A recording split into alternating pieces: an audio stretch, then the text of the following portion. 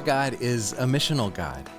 God's very nature is one in which, out of love, God sends himself to those in need.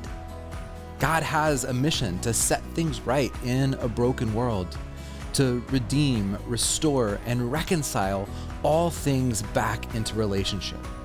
And he uses his church, the body of believers, to do this.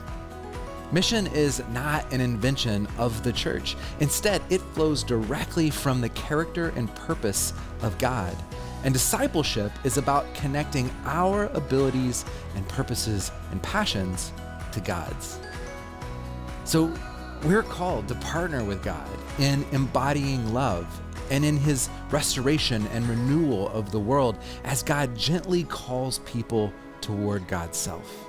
What that purpose looks like for each person is going to depend on how you're wired, what your context is, and what your gifts and passions are, and what your shape is.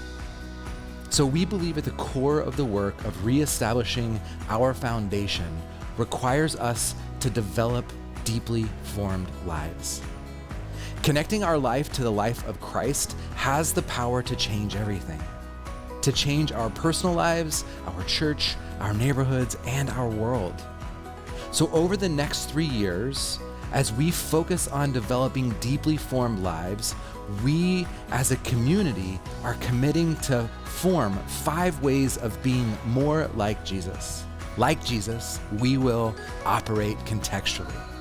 Jesus treated each person as a unique and unrepeatable miracle of God that needed to be loved, honored, and nurtured. Every person that he encountered, he engaged them uniquely. Like Jesus, we will pursue shalom, wholeness, and well-being. Jesus spent his life making people and the world and his neighborhood more whole. Like Jesus, we will dream God-sized dreams. The apostles' dream before they met Jesus was to be fishermen. But when they encountered Jesus, their dreams became bigger. Jesus offered to make them fishers of humanity. Like Jesus, we will exist on the redemptive edge. Jesus was consistently in trouble with the people around him because he was always crossing lines that people felt shouldn't be crossed. Part of following the way of Jesus is learning how to step across lines and invite people to join us as we walk closer in love with Jesus. Like Jesus, we will invite others into God's story.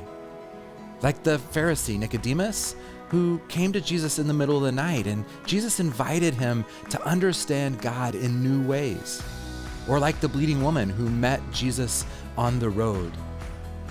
We will stop and pay attention and connect with those that we come in contact with who need the presence of Jesus. Together, we will do this formation work in a multitude of ways. But we know that all formation starts with belonging, and belonging is nurtured. Together, we will nurture all faith types into taking next steps. And we do this, we nurture by helping people feel seen, received, known, and invited to participate. We also recognize that our community and our neighborhood is filled with differences. We will honor difference. To develop deeply formed lives will be radically contextual. We long to do this by creating multiple on-ramps for all faith types. Those new to faith, those faith adjacent, those deconstructing, or people who identify as none, or people who have left the faith. People who are faithful regulars or even mature disciples. We will also have to engage all learning styles. So over the coming months and years, you will see an intentional shift to how we are discipling. It will include large group learning opportunities, small group and medium-sized groups. You'll see lots of digital and hybrid learning opportunities, lots of ways to plug in and grow for short periods of time, and even opportunities to commit for longer time frames. You'll see action and mission teams inspiring us to put our learning into practice. Courageous conversations where we intentionally connect with people different than us. We'll leverage meaningful milestones for all ages and stages in life.